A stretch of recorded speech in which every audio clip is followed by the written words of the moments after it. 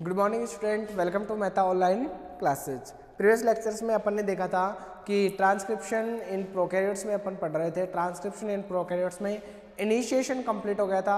अपन आज बात करते हैं इलोंगेशन स्टेज की। ठीक है, इनिशिएशन, इलोंगेशन, फिर बाद में आएगा टर्मिनेशन। तो इनिशिएशन के बाद में आएगा अपना नेक्स्ट इलोंगेशन। इलोंगेशन क्या होता है? देखो, अपने रेप्लिकेशन में भी पढ़ा था इलोंगेशन, और आज यहाँ पर भी पढ़ रहे हैं इलोंगेशन। तो इलोंगेशन का एक्चुअल में मीन्स क्या होता है? इलोंगेशन का मतलब लंबा, यानी किसी भी चीज को पॉलीमराइजेशन करना, यानी वो कंटिन्यू उसका क्या कर रहा है? सिंथेसाइज कर रहा है। ठीक है, तो यहाँ पर देखिए, तो इलोंगेशन की बात करें तो इलोंगेशन में आफ्टर सिंथेसिस ऑफ आरएनए, यानी इलोंगेशन में क्या होगा? After synthesis of RNA, RNA का क्या हो गया? सिंथेसिस हो गया। सिंथेसिस का होने के बाद में more than 10 base pair long the sigma factor is ejected and the enzyme move along 5 prime to 3 prime direction. यानी जब आरएनए पॉलीमरेज है, वो आरएनए पॉलीमरेज 10 से ज्यादा न्यूक्लियोटाइड का जब क्या हो जाए कर लेता है, सिंथेसिस कर लेता है, और सिंथेसिस करने के बाद में वो क्या होता है? सिग्मा फैक्टर क्या हो जाता है? इजेक्ट हो जाता है, और एंजाइम्स मूव करता है किस डायरेक्शन में? 5 प्राइम से 3 डायरेक्शन में, कंटिन्यूसली सिंथेसाइजिंग आरएनए। और कंटिन्यूसली किसका सिंथेसाइज करता रहता है? आरएनए का सिंथेसाइज करता रहता है।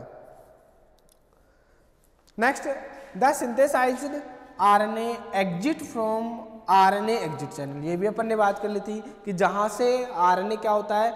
एग्जिट होता है, उस चैनल को क्या कहा जाता है? RNA exit channel.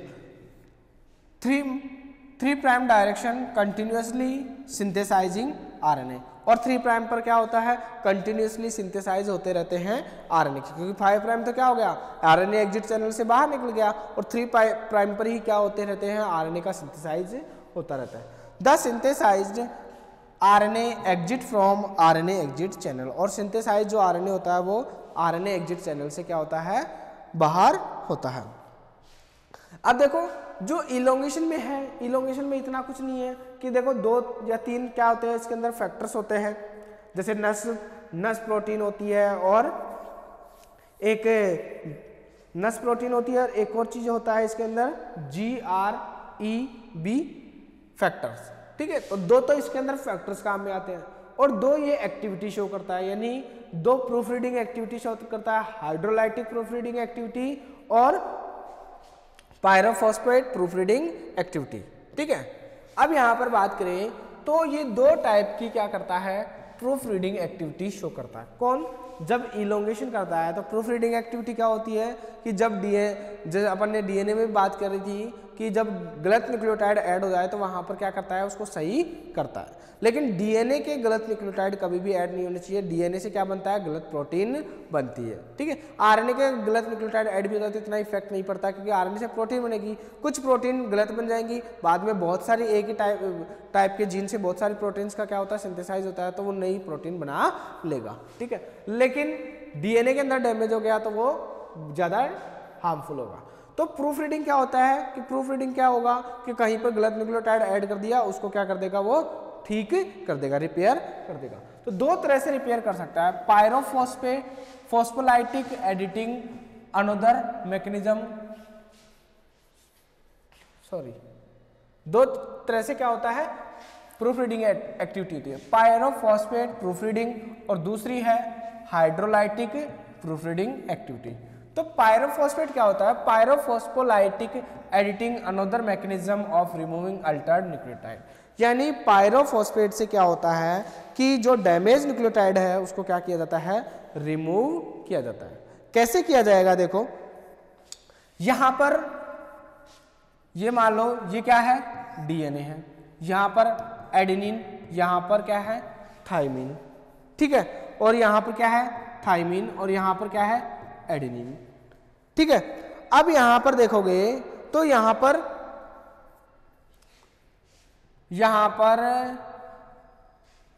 एडेनिन मान लो, यहां पर थाइमिन मान लो। अब यहां पर आरएनए का सिंथेसिस हो रहा है, यहां से आरएनए बनेगा, तो आरएनए थाइमिन के अपोजिट में क्या आएगा? एडेनिन, और एडेनिन बन जाएगा, यहां पर एडेनिन बन गया। आरएनए के सीक्वेंस में। यहाँ पर भी क्या बन गया, एडेनिन बन गया, ठीक है। लेकिन यहाँ पर थाइमिन के, जो एडेनिन के सामने यहाँ पर थाइमिन होता है डीएनए के अंदर, ठीक है, और आरएनए के अंदर क्या होता है, यूरेसिल। अब यहाँ पर यूरेसिल जुड़ना चाहिए, लेकिन यहाँ पर यूरेसिल की जगह क्या जुड़ता है, साइटोसिन का न्यूक्लियोटाइड ऐड हो जाता है। जैसे यहाँ पर फॉस्फेट, फॉस्फेट और फॉस्फेट, 3 फॉस्फेट, यहाँ पर ये पेंटोस शुगर, ठीक है, और यहाँ पर क्या हो जाता है, साइटोसिन, ठीक है। यानी न्यूक्लियोसाइड ट्राइफॉस्फेट है, न्यूक्लियोसाइड ट्राइफॉस्फेट है, ठीक है। और न्यूक्लियोसाइड ट्राइफॉस्फेट यहाँ पर क्या हो जाता है, ऐड हो जाता है। यहाँ पर मान लो साइटोसिन क्या हो गया, ऐड हो गया आरएनए के अंदर। ये क्या है, आरएनए। अब यहाँ पर साइटोसिन के ऐड होते ही, यहाँ पर जैसे ही साइटोसिन ऐड होता है, अब यहाँ पर जब साइटोसिन ऐड होगा तो यहाँ पर इसके 2 फॉस्फेट यहाँ से रिलीज होंगे, क्योंकि एक फॉस्फेट ही तो ऐड होता है यहाँ पर। जहाँ पर ये मान लो ये साइटोसिन यहाँ पर ऐड हो गया।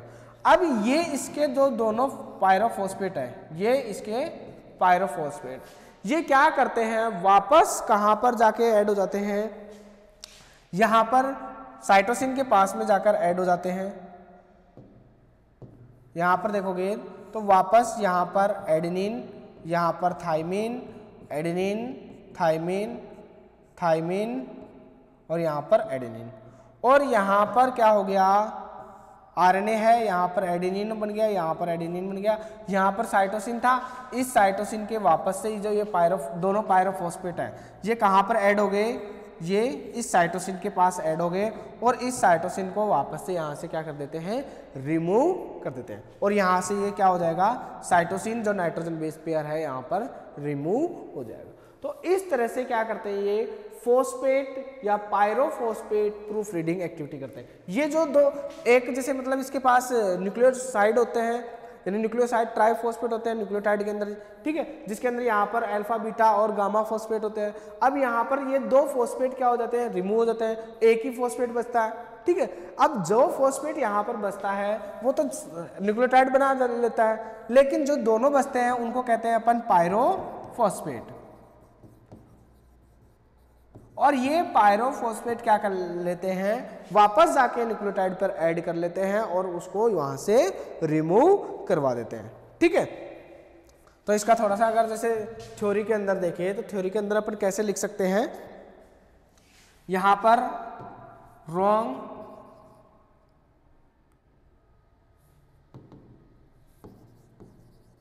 रॉन्ग या मिसमैच, रॉन्ग या mismatch nucleotide added on 3 prime end, यानी रोंग या मिसमैच जो न्यूक्लियोटाइड हो जाते हैं वो क्या हो जाते हैं, अगर एडेड हो जाए कहाँ पर, 3 प्राइम एंड पर एडिट हो जाए तो यहाँ पर क्या हो जाती है, प्रूफ रीडिंग एक्टिविटी ऑन हो जाती है। क्या हो जाती है, प्रूफ रीडिंग एक्टिविटी ऑन हो जाती है, और क्या होता है,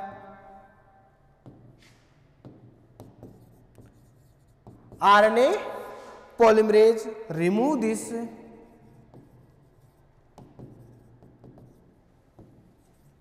न्यूक्लियोटाइड, आरएनए पॉलीमरेज क्या करता है, रिमूव करता है दिस न्यूक्लियोटाइड या मिसमैच को बाय एडिंग ऑन पायरोफॉस्फेट। जैसे पायरोफॉस्फेट को ऐड करा के क्या कर देता है, वहां पर न्यूक्लियोटाइड को रिमूव कर देता है, ठीक है। यहां पर एक न्यूक्लियोटाइड अगर क्या हो जाए, डैमेज हो जाए तो, ठीक है। तो समझ में आई, अगर यहाँ पर न्यूक्लियोटाइड साइटोसिन ऐड हो गया, आना क्या चाहिए था, यहाँ पर यूरेसिल आना चाहिए था, और यहाँ पर साइटोसिन के जो पायरोफॉस्फेट होते हैं ये इसको रिमूव कर देते हैं, बाद में यहाँ पर क्या ऐड हो जाता है, यूरेसिल ऐड हो जाएगा, ठीक है। तो इस तरह से pyrophosphate proof reading activity show करता है। दूसरी प्रूफ रीडिंग एक्टिविटी होती है हाइड्रोलाइटिक प्रूफ रीडिंग एक्टिविटी। दूसरी प्रूफ रीडिंग कौन सी है, hydrolytic proof reading activity. The synthesized RNA is proofread by hydrolytic editing. For this, polymerase backtrack by one or more nucleotide and cleave the RNA, moving the error and synthesize the correct one. The grief factor enhance this proofreading process. यानी क्या कहना चाह रहा है, synthesized RNA is proofread by hydrolytic editing. यानी क्या होता है, जो सिंथेसाइज RNA होता है उसके अंदर क्या होती है, प्रूफ रीडिंग एडिटिंग होती है, यानी हाइड्रोलाइटिक एडिटिंग होती है. For this RNA polymerase back track by one और मोर न्यूक्लियोटाइड, यानी पीछे की तरफ आता है और ट्रैक करता है एक से ज्यादा न्यूक्लियोटाइड अगर डैमेज हो, एंड क्लीव वहां से उनको रिमूव करता है. The RNA removing the error and synthesise of correct one, और वहां पे एरर को रिमूव करके जो करेक्ट न्यूक्लियोटाइड है वो ऐड करवाता है. The grief factor enhance this proof reading process. एक फैक्टर काम में आता है इलोंगेशन में, ग्रीफ फैक्टर, वो क्या करता है, इसको रेस्पॉन्सिबल होता है, यानी इसके लिए रेस्पॉन्सिबल होता है. मान लो कि ये क्या है, दोनों DNA है, यहां पर बन रहा है ये RNA, अलग पेन से बना लेते हैं अपन, ये RNA है, ये क्या है RNA का 5 प्राइम, ये 3 prime, 5 prime 3 prime 3 prime 5 prime. अब मान लो यहां पर से न्यूक्लियोटाइड मिसमैच हो रहे हैं, यहां पर न्यूक्लियोटाइड मिसमैच हो रहे हैं, और ये क्या है, RNA पॉलीमरेज. क्या है, RNA पॉलीमरेज. यहां पर न्यूक्लियोटाइड मिसमैच हो रहे हैं. अब यहां पर RNA पॉलीमरेज के पास यहां पर एक क्या होता है, GRE, ग्री बी फैक्टर होता है, या प्रोटीन मान लो इसको, ठीक है. ग्री बी प्रोटीन होती है, ये इन न्यूक्लियोटाइड को यहां से क्या करवाने में हेल्प करती हैं, क्लीव करवाने में हेल्प करती है.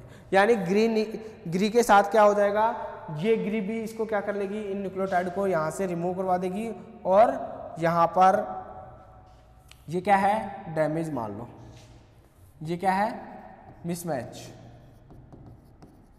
और मिसमैच यहां पर ये ग्री बी यहां पर मिसमैच को क्या करती है, रिमूव करती है. यहां पर 5 3 3 5, और यहां पर देखें तो यहां पर मिसमैच वापस से क्या हो जाएगा, ठीक हो जाएगा 3 प्राइम OH पे. ये RNA का सिंथेसिस, और ये RNA पॉलीमरेज, ठीक है. तो RNA पॉलीमरेज के अंदर एक फैक्टर है, कौन सा, GRE फैक्टर. और ये GRB फैक्टर क्या करता है, जो प्रूफ रीडिंग एक्टिविटी है, हाइड्रोलाइटिक प्रूफ रीडिंग है, यहां पर इनका क्या करवा देता है, हाइड्रोलाइटिक क्लीवेज करवा देता है. यहां पर क्या करवा देता है, हाइड्रोलाइटिक क्लीवेज कर देता है. कौन करवा देता है, GREB प्रो, ठीक है. और यहां पर ये हाइड्रोलाइटिक प्रूफ रीडिंग एक्टिविटी करने के बाद में यहां पर नए न्यूक्लियोटाइड क्या हो जाते हैं, जोड़ दिए जाते हैं. तो इस तरह से 2 टाइप की प्रूफ रीडिंग एक्टिविटी है. कौन कौन सी, हाइड्रोलाइटिक प्रूफ रीडिंग एक्टिविटी, दूसरी अपन बात करें पायरोफॉस्फेट प्रूफ रीडिंग एक्टिविटी. ये इलोंगेशन की प्रोसेस में क्या करता है, शो करता है, ठीक है. अब इलोंगेशन की फैक्टर की अगर बात करें तो इलोंगेशन फैक्टर में एक तो होती है नस प्रोटीन. कौन सी प्रोटीन, नस प्रोटीन, ठीक है. और नस प्रोटीन में आती है नस ए और नस जी. ये क्या करवाती है, स्टेबलाइज करवाती है ट्रांसक्रिप्शन कॉम्प्लेक्स को ड्यूरिंग इलोंगेशन. यानी जब इलोंगेशन हो रहा है उस समय जो उसको स्टेबिलिटी प्रोवाइड करवाता है वो कौन करवाते हैं, इलोंगेशन फैक्टर नस ए और नस जी प्रोटीन. और GREB फैक्टर्स होते हैं, ये हाइड्रोलाइटिक प्रूफ रीडिंग एक्टिविटी करवाते हैं, ये अपन ने देख लिया. तो GREB और नस प्रोटीन ये दोनों क्या होते हैं, इलोंगेशन फैक्टर होते हैं. और द इलोंगेटिव, यहां पर देख लेते हैं कुछ पॉइंट्स और देखें. The elongative polymerase is processive mechanism that synthesize and proof reading RNA. जो इलोंगेटिंग पॉलीमरेज है वो प्रोसेसिव मशीन है that synthesize and proof reading RNA. Only 8 to 9 nucleotide of growing chain remain base pair to the DNA template. कब तक grow करवाता है, जब DNA template के अंदर 8 से 9 न्यूक्लियोटाइड ही बचे. इन phosphorylatic editing, the enzyme use an active site and catalyze the removal of an incorrect inserted nucleotide by reincorporation of PPI। यानी क्या होता है, जब एक्टिव साइट पर कैटालाइटिक जो इनकरेक्टली जो न्यूक्लियोटाइड ऐड हो जाते हैं तो उनको किसके द्वारा री इनकॉर्पोरेशन, दोबारा से इनकॉर्पोरेशन होता है किसका, पायरोफॉस्फेट का, और लोंगर हैवरिंग और मिसमैच देन मैच, यानी यहाँ से मिसमैच को क्या कर दिया जाता है, रिमूव कर दिया जाता है। और दूसरी एडिटिंग है hydrolyting editing. In hydrolyting editing the polymerase back tracked by one or more nucleotide and cleave the RNA product, removing the error containing sequence stimulated by Grey factor TF second S elongation factor के द्वारा। और नस protein promote करता है elongation and termination को, क्या करता है, प्रोटीन, नस प्रोटीन प्रमोट करता है। ठीक है, लास्ट अपना इस जो ट्रांसक्रिप्शन का जो वो है उसका लास्ट टॉपिक है अपना टर्मिनेशन। लास्ट क्या है, टर्मिनेशन।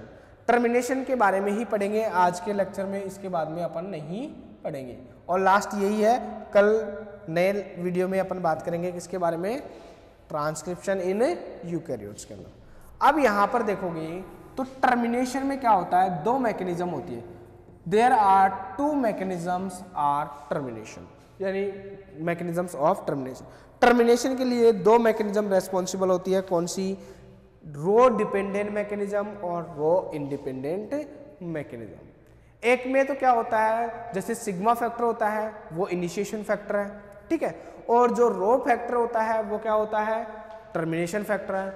इसके अंदर क्या होता है, ये टर्मिनेट करवाता है। दूसरे में रो इंडिपेंडेंट फैक्टर होता है, जहां पर रो प्रोटीन की रिक्वायरमेंट नहीं होती है। अब फर्स्ट की बात करें तो यहां पर रो इंडिपेंडेंट फैक्टर है, ठीक है। तो रो इंडिपेंडेंट फैक्टर में क्या होता है, किस तरह से होगा, यहां पर देखो तो ये क्या है, डबल स्ट्रैंड डीएनए, यहां पर ये क्या है, डबल स्ट्रैंड डीएनए, और यहां पर देखोगे तो यहां पर 5 प्राइम से यहां पर 3 प्राइम पॉलीमराइजेशन हो रहा है।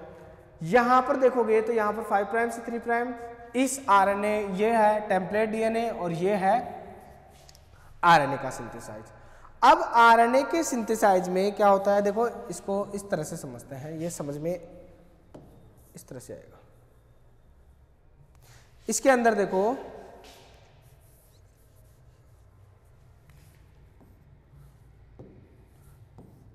यहां पर ये है GGCU-CC, ये क्या है, डीएनए के सीक्वेंस है। फिर आता है CCTCGG, ठीक है। और यहां पर मान लो ए, ठीक है। और ये वाला जो इसका वो है 5 प्राइम से 3 प्राइम, 3 प्राइम से 5 prime, cytosine cytosine guanine, cytosine guanine guanine, guanine guanine adenine guanine, cytosine cytosine, और यहाँ पर thymine thymine thymine thymine thymine, ठीक है। अब यहां पर देखोगे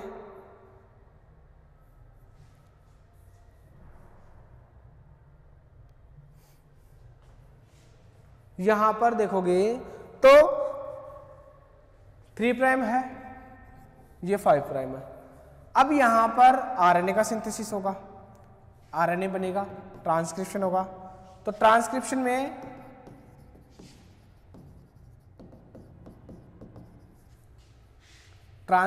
क्या होगा, इसका ट्रांसक्रिप्शन होगा तो ग्वानिन, ट्रांसक्रिप्शन में क्या आएगा 5 प्राइम में, ये कौन सा स्ट्रैंड है, टेम्पलेट, ये कौन सा स्ट्रैंड है, कोडिंग, ठीक है। Guanine guanine cytosine guanine cytosine cytosine, फिर साइटोसिन साइटोसिन, थाइमिन की जगह क्या आ जाएगा, यूरेसिल आ जाएगा, ठीक है। और यहाँ पर साइटोसिन ग्वानिन ग्वानिन, और यहाँ पर एडेनिन एडेनिन एडेनिन, यहाँ पर मान लो सॉरी,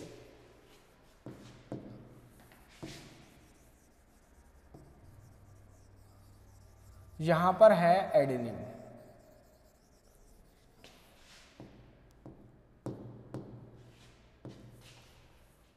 यहां पर adenine adenine adenine adenine adenine, और यहां पर है thymine thymine thymine thymine thymine, और यहां पर थाइमिन होगा तो थाइमिन की जगह क्या आ जाएगा, यूरेसिल।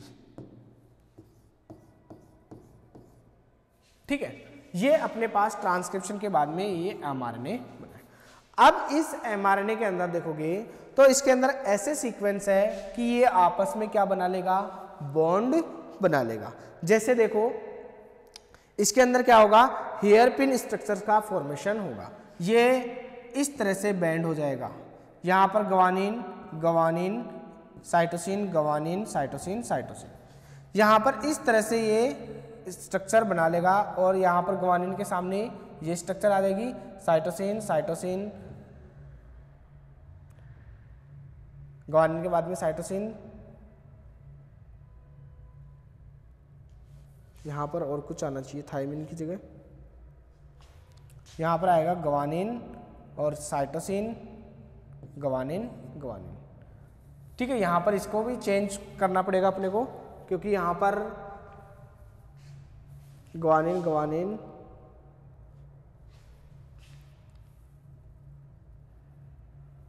गवानीन गवानीन साइटोसिन, यहाँ पर यूरेसिल तो आएगा ही नहीं।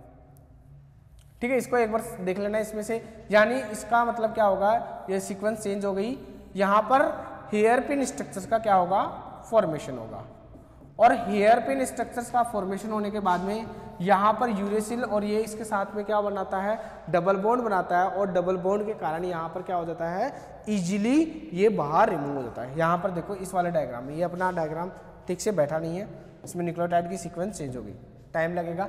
यहाँ पर देखो, ये यहाँ पर देखो, हाँ इसके अंदर देख लो, यहाँ पर ये क्या आता है, जीसी रिच एरिया, यानी डीएनए के अंदर पहले जीसी रिच एरिया आएगा, और जीसी रिच एरिया के कारण यहाँ पर एमआरएनए के ऊपर जीसी रिच एरिया बनता है। अब यहाँ पर देखो जीसी रिच एरिया है, वो न्यूक्लियोटाइड यहाँ पर सही बैठ रहे हैं, यहाँ पर देखो, यहाँ पर जीसी रिच एरिया है।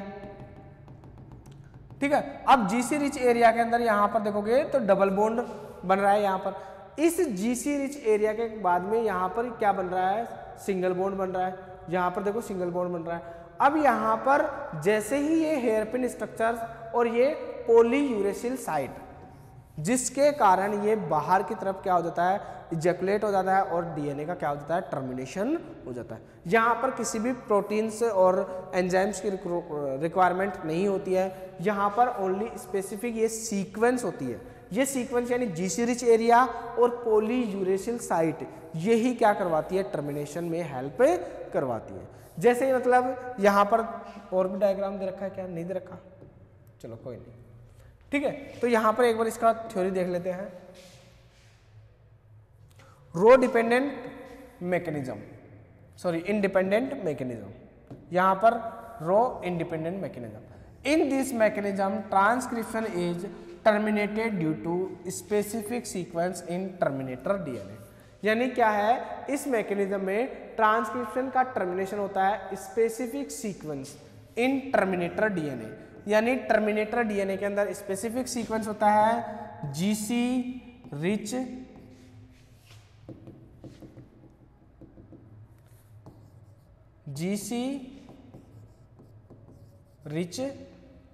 और पॉली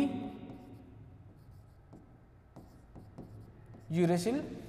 ठीक है, जिसके कारण ये क्या होता है, टर्मिनेटर डीएनए के अंदर स्पेसिफिक सीक्वेंस होता है। The terminator DNA contain inverted repeat. जो टर्मिनेटर डीएनए होता है वो कौन सी रिपीट के द्वारा, इन्वर्टेड रिपीट के द्वारा, which cause complementary pairing as transcription RNA form hairpin structures. जब अपन ने पहले अनयूजुअल स्ट्रक्चर्स डीएनए के स्ट्रक्चर्स के बारे में बात की थी, तो वहां पर हेयर पिन स्ट्रक्चर्स और कुर्सी फॉर्म डीएनए का क्या होता है, फॉर्मेशन होता है। जब सिंगल स्ट्रैंड का क्या होता है, हेयर जो इन्वर्टेड रिपीट आपस में क्या हो जाती है, बाइंड हो जाती है, तो वहां पर बनता है हेयर पिन स्ट्रक्चर। तो यहाँ पर क्या होता है, एक दूसरे के कॉम्प्लीमेंट्री होते हैं, इन्वर्टेड रिपीट होते हैं। अब डीएनए के अंदर इन्वर्टेड रिपीट था, तभी तो क्या हुआ, आरएनए के अंदर इन्वर्टेड रिपीट हुआ, और आरएनए के अंदर इन्वर्टेड रिपीट होने के बाद में ही क्या हुआ, हेयरपिन स्ट्रक्चर्स का क्या हो गया, आरएनए के अंदर हेयरपिन स्ट्रक्चर्स का फॉर्मेशन हुआ। This inverted repeat is followed by larger number of thymine, यानी जो इन्वर्टेड रिपीट होता है उसके पास थाइमिन क्या होता है, बहुत नंबर में होता है thymine base pair on template DNA, template DNA के अंदर। The uracil appear in RNA, और आरएनए के अंदर यूरेसिल क्या होता है, पाया जाता है। The load of hairpin structure is not tolerated by A U base pair, यानी जो हेयरपिन स्ट्रक्चर्स होती है वो नॉट टॉलरेट होती है एडेनिन यूरेसिल बेस पेयर के कारण। So the RNA get separate from RNA DNA heteroduplex से सेपरेट हो जाता है। यानी ये क्या कहना चाह रहा है कि डीएनए का जो टेम्पलेट होता है, देखो यहाँ पर ये डीएनए का क्या है, टेम्पलेट है। इस टेम्पलेट में यहाँ पर टेम्पलेट स्टैंड पे देखो तो यहाँ पर टेम्पलेट स्टैंड पे क्या है, थाइमिन है। यहाँ पर क्या है, टेम्पलेट स्टैंड पे थाइमिन है। और यहाँ पर देखोगे तो 5 प्राइम से क्या हुआ था, यहाँ पर 5 प्राइम 3 प्राइम, यहाँ से 5 प्राइम से पॉलीमराइजेशन हो रहा है, ये आरएनए की एग्जिट चैनल से है, ये एमआरएनए का सिंथेसिस हुआ है। अब टेम्पलेट पे कौन सा रिपीट था, इन्वर्टेड रिपीट था, और इन्वर्टेड रिपीट भी कौन सा, ग्वानिन साइटोसिन का इन्वर्टेड रिपीट था। यानी ये जो डीएनए था पहले, जो इस डीएनए का क्या हुआ है, ट्रांसक्रिप्शन हुआ है, इसके पास में क्या था, यहाँ पर इन्वर्टेड रिपीट था। और इस इन्वर्टेड रिपीट के कारण, अब इन्वर्टेड रिपीट से एमआरएनए का सिंथेसिस हो गया, और इन्वर्टेड रिपीट के जस्ट बाद में ही थाइमिन आता है बहुत ज्यादा। किसके पास में, टेम्पलेट स्टैंड के पास में थाइमिन होता है।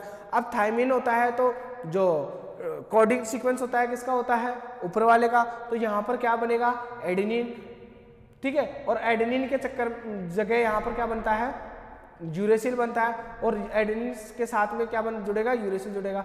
अब जो जीसी सीक्वेंस होती है ये क्या नहीं कर पाती है, इस यूरेसिल को टॉलरेंट नहीं कर पाती है, और यहाँ से क्या हो जाता है, बाहर की तरफ क्या हो जाता है, इजैकुलेट हो जाता है। ये जो आरएनए है वो बाहर की तरफ आता है, और यहाँ पर क्या हो जाता है, उसका टर्मिनेशन हो जाता है।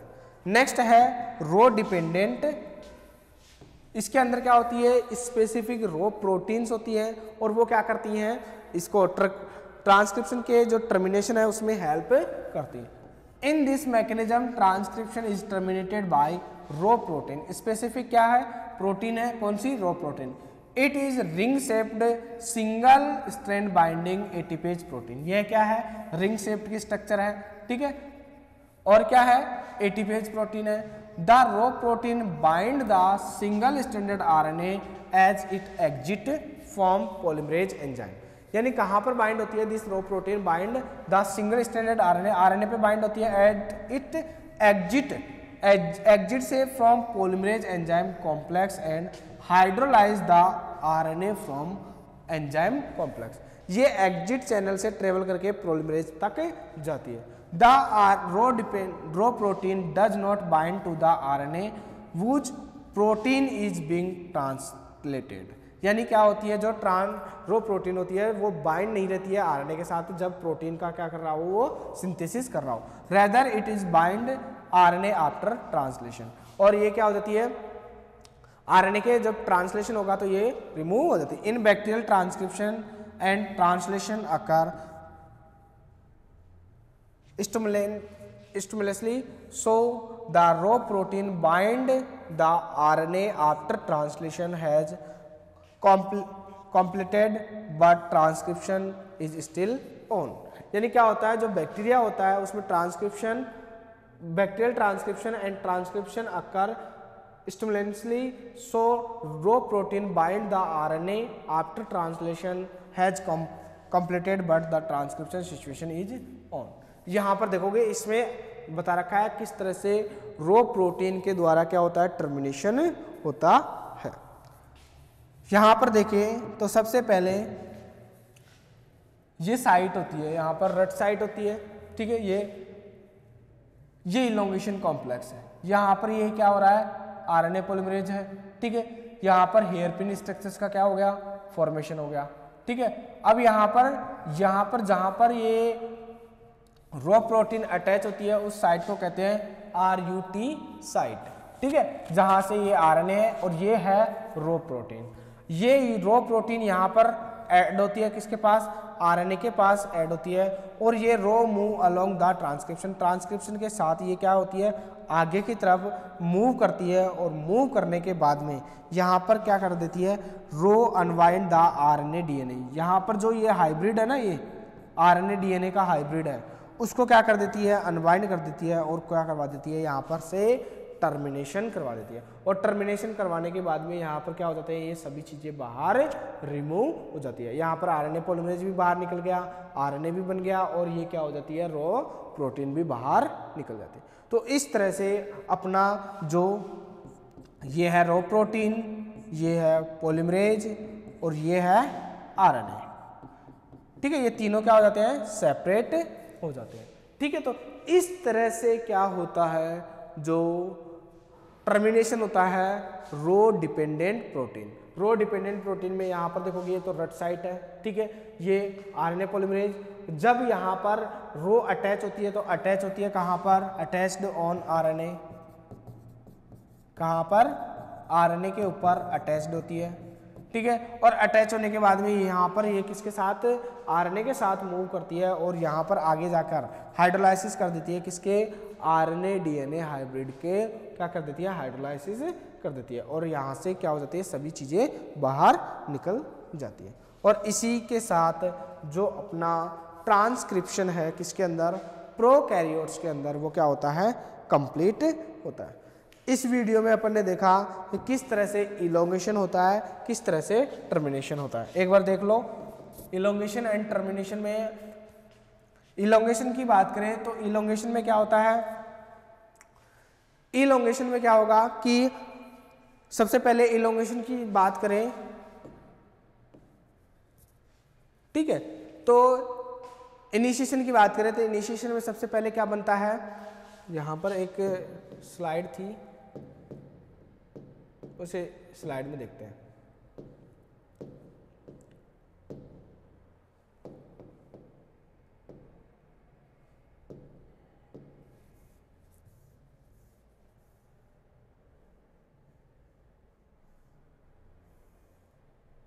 यहाँ पर देखो, इस स्लाइड के अंदर देखिए तो अपन ने पढ़ा है कि सबसे पहले इनिशिएशन, इनिशिएशन के अंदर अपन ने देखा कि किसका फॉर्मेशन हुआ, क्लोज्ड कॉम्प्लेक्स का फॉर्मेशन हुआ। क्लोज्ड कॉम्प्लेक्स का मतलब DNA plus RNA polymerase, RNA polymerase plus sigma factor, ये तीनों चीजें ऐड हो जाती है तो क्या बना लेते हैं, क्लोज कॉम्प्लेक्स का फॉर्मेशन। जब यहाँ से कितने न्यूक्लियोटाइड, -11 से +30 न्यूक्लियोटाइड तक क्या करते हैं, कट लगाते हैं, तो ओपन कॉम्प्लेक्स का फॉर्मेशन होता है। टर्सरी में क्या होता है, एब्रोटिव इनिशिएशन होता है, यानी ये डिपेंड करता है कि रो कब तक जुड़ा रहेगा, कब तक जुड़ा नहीं रहेगा। अगर रो सिग्मा फैक्टर है, सिग्मा फैक्टर 10 न्यूक्लियोटाइड तक का अगर सिंथेसाइज हो जाता है और 10 से ज़्यादा तक का सिंथेसाइज हो जाता है तो ये क्या हो जाता है, वहाँ से रिमूव हो जाता है। अगर 10 न्यूक्लियोटाइड से कम का ही सिंथेसाइज हुआ हो और यहाँ पर वो बैठा रहता है, ठीक है, तो ये क्या कहलाता है, अबॉर्टिव इनिशिएशन कहलाता है। इलोंगेशन की बात करें तो RNA पॉलीमरेज का मेन रोल है, ये क्या करता है, 5 to 3 डायरेक्शन में बढ़ता रहता है, वो 3 से 5 डायरेक्शन टेम्पलेट में बढ़ता रहता है, और क्या करता रहता है, पॉलीमराइजेशन करता रहता है, और RNA का सिंथेसाइज करता रहता है। इसके अंदर 2 प्रूफ रीडिंग एक्टिविटी होती है, पायरोफॉस्फेट प्रूफ रीडिंग एक्टिविटी और हाइड्रोलाइटिक प्रूफ रीडिंग एक्टिविटी। यहाँ पर ये देखें तो टर्मिनेशन में क्या होता है, यहाँ पर देख लिया था पायरोफॉस्फेट के द्वारा क्या किया जाता है, उसको रिमूव किया जाता है। हाइड्रोलाइटिक में एक प्रोटीन फैक्टर काम में आता है, GREB फैक्टर, वो क्या करवाता है, hydrolytic protein proof reading activity करवाता है। टर्मिनेशन में अगर रो डिपेंड है, यानी रो प्रोटीन, जहाँ पर रो प्रोटीन बाइंड होती है वहाँ आपको कहते हैं रट साइट, और रो इंडिपेंडेंट मतलब जहाँ पर रो प्रोटीन डिपेंड नहीं होती। रो इंडिपेंडेंट में क्या होता है, स्पेसिफिक रिपीटेड क्या होता है, सीक्वेंस होता है, रिपीटेड सीक्वेंस होता है, और जो टेम्पलेट डीएनए होता है उसके ऊपर पॉलीथाइमिन होता है, जिसके कारण जो वो बनेगा वो क्या होगा, यूरेसिल का सिंथेसिस होगा, ठीक है। और रो डिपेंडेंट में क्या होती है, रो प्रोटीन या रो फैक्टर क्या होता है, डिपेंड करता है। वो क्या करता है, जैसे आरएनए पर बाइंड होगा और जैसे जैसे आरएनए का सिंथेसाइज होता है वो भी क्या करता रहता है, आगे की तरफ बढ़ता रहता है। और इसी के साथ अपना जो ट्रांसक्रिप्शन है वो यहाँ पर कंप्लीट होता है, किसके अंदर, प्रोकैरियोट्स में। नेक्स्ट जो ट्रांसक्रिप्शन होगा उसके बारे में अपन बात करेंगे, ट्रांसक्रिप्शन इन यूकैरियोट्स, ठीक है। ट्रांसक्रिप्शन किसके अंदर, यूकैरियोट्स में।